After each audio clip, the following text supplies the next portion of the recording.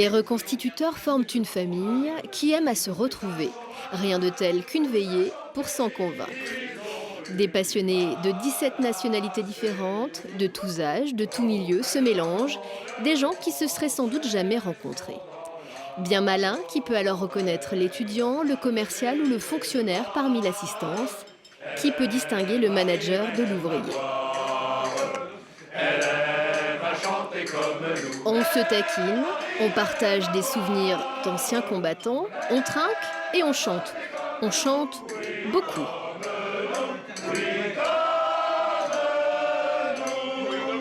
Que ce soit des Italiens, des Belges, des Allemands, des Russes, des Tchèques, et on se retrouve tous ensemble dans cette union fraternelle.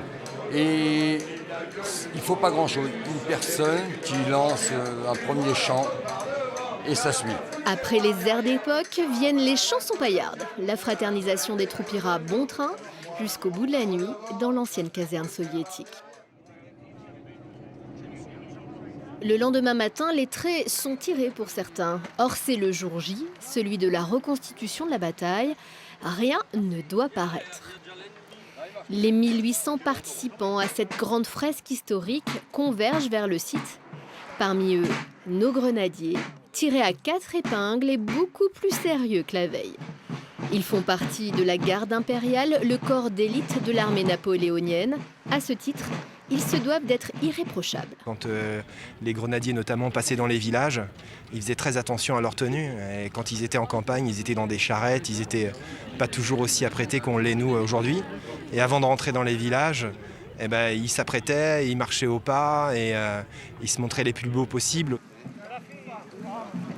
Toute la matinée est consacrée à une vaste répétition. Même si les ordres fusent en français, l'accent trahit les nombreuses nationalités qui forment les bataillons. De cette multitude cosmopolite doit surgir l'harmonie.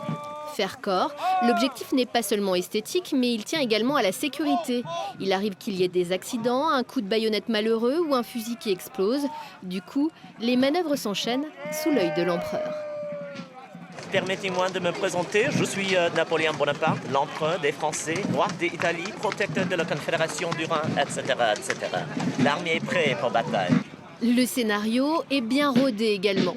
Et sans surprise, comme le 2 décembre 1805, cette reconstitution prévoit le triomphe de Napoléon. La bataille d'Austerlitz est passée à la postérité comme sa victoire la plus éclatante.